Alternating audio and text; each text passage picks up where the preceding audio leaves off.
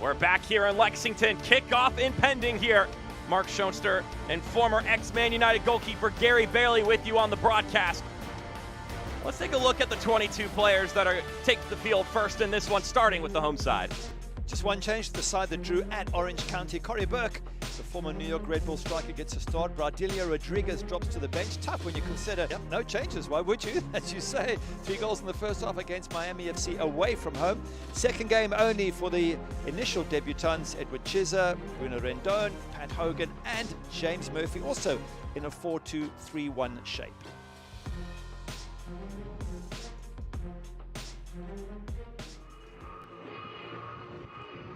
Our head official for tonight's match, Luis Arroyo, donning the neon green pro uniform this evening. Everything is good to go. Watch getting set. And we are back here. The 3rd home game of the season for Lexington Sporting Club. And it's another cross-conference clash, although not too far separated geographically, comes into play. So it's Jack Blake. Service off target. Ooh, for a second I thought it was going in. You got it over the wall. Maybe it missed by more than I thought. Let's have a look here. Maybe a yard wide. Goalkeeper's stretching though. He was a little bit concerned at first. Jack Blake taking that one. Your ticket to great seats.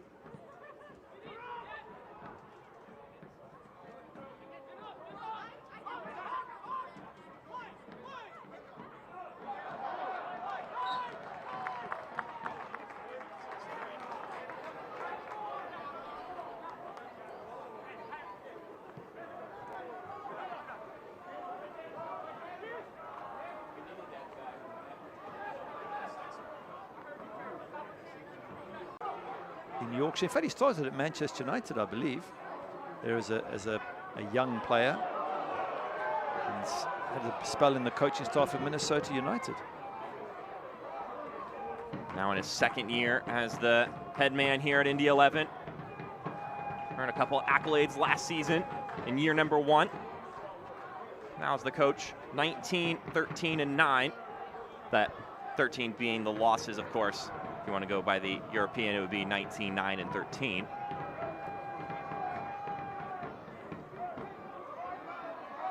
Yeah, Terry Boss on the other side of it, just sort of starting off, kicking off his tenure in the USL. And we asked him, he said he aims to play attacking, inspiring soccer. He said his aim is to make the players better so they can move on to better things. And that seems to be the aim. And they may be aiming for goal here. Epps in the 18, tries the shot. Now he heads it along. Firmino was in a good spot, but he couldn't put it on frame. He was trying to do, stick it in the top corner there. Ball goes up, good win, Marcus Epps. There, he picks his spot, that top corner, but just didn't get the direction right.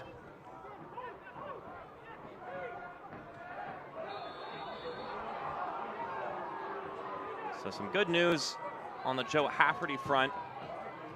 We got the chance to take a look at the damage. No fracture, just a cut on his face, which you mentioned, just that sensitive area. Ball sent inside, back in the mixer! Tic-tac-toe for Lexington.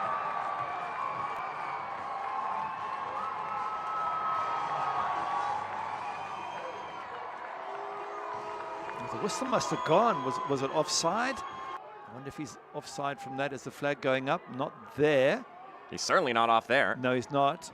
Is there a player that had many saves to make and certainly not any big ones? So that just gives you a sense of how tight this game is and not much to choose between the 2 teams at halftime. Well, there's the whistle. 1 goal taken off. It's 0-0 between Lexington and Indy 11. We felt we might have an even game, and we've gotten one after 45 plus. Not a bad night to play some footy. 52 degrees in Lexington, Kentucky. Getting out of those cold winter months in Kentucky, and before you know it, it'll be the blistering summer. So while 52 degrees might still feel a little chilly, we're going to be wishing it was 52 degrees in a couple of months.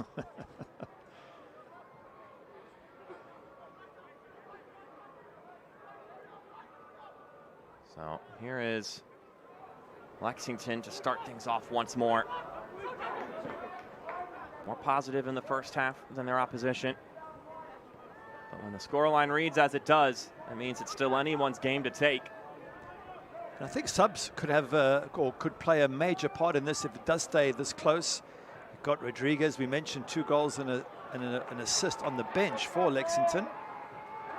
And on top of that, you've got Goldthorpe, he's got 2 goals in 3. Christian Valeski, if you want a target man, all options for Lexington. Epps right across the center, and Nick Firmino plays it down the middle. Build up, Marcus Epps again, causing problems on that right-hand side. And to give Firmino the goal scorers, I would think, the ones who have already scored goals, who are most likely to come on. Epps put into a bind, now Chizza squares it to Blake.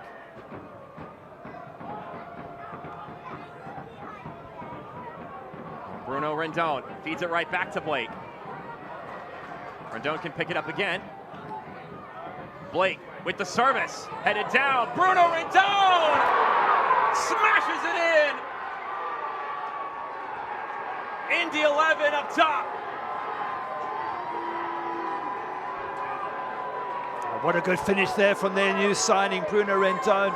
Strikes that, puts so much power behind it.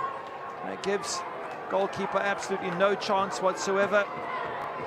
Logan Ketterer, that's a good finish. That's what you want when you join a club. Ball into the danger area, knocked out. Brings it down really well with his right foot.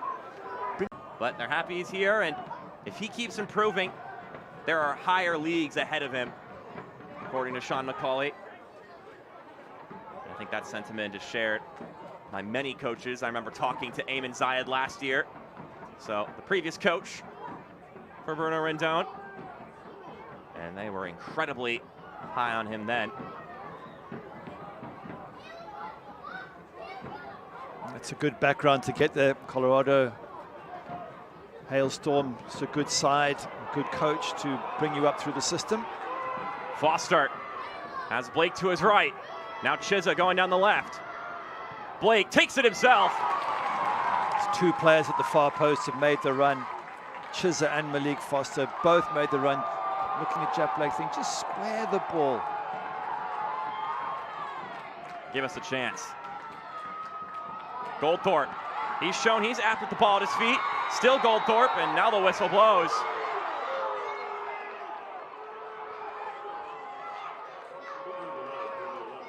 So after that long run from Malik Foster earlier, I think he's run out of gas. So he'll sub out, and Oliver Bernays. It's going to be a little bit of a nasty one for a few days. It's going to hurt. Goldthorpe. Service, bending inside, and it won't go in. Wow, what a save from Salt. Indy 11 walling off the opportunity. They were right on the doorstep.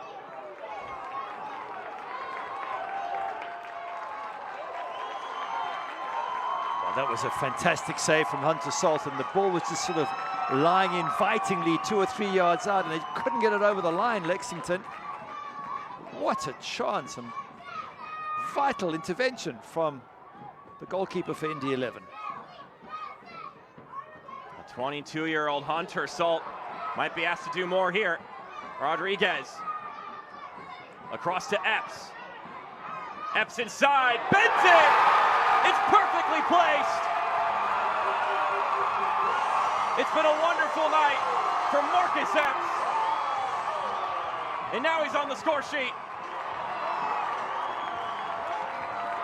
That's such a good finish from Marcus Epps, because he cuts inside. They're expecting him to go down the line, which he has most of the night. He cuts inside, and he's got a lot of defenders in front of him, so he's stretching to reach the ball. But even with that stretch, he can still bend it into the far corner past Hunter Salt, who's just made an unbelievable save.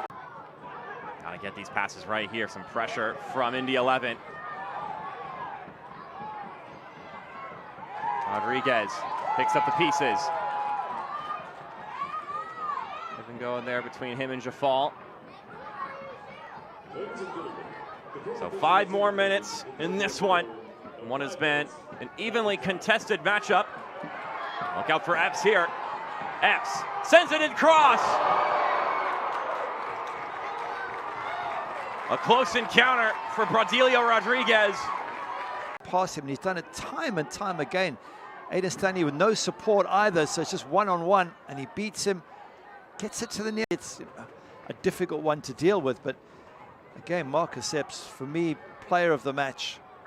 Just in terms of given Aiden Stanley, who's a decent defender, has given him a real roasting today.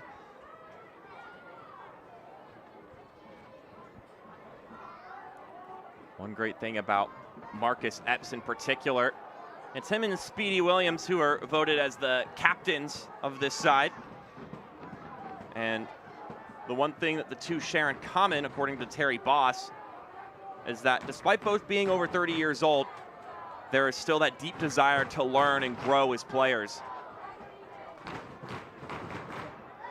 Again, it comes back to the whole philosophy of Terry Boss and of most USL coaches, which is we're here to make you a better player and get you up to a higher level like MLS or even potentially higher overseas, if we can do that. Obviously, if you do, it means you're playing well, which suits the club, so both win. Here we go again. Epps along the byline. Too much juice on that one. You'll come away thinking, you know what, we probably could have won it in the end, and Marcus Epps created enough chances to maybe have won it, although I still think a draw is probably the fairest of results.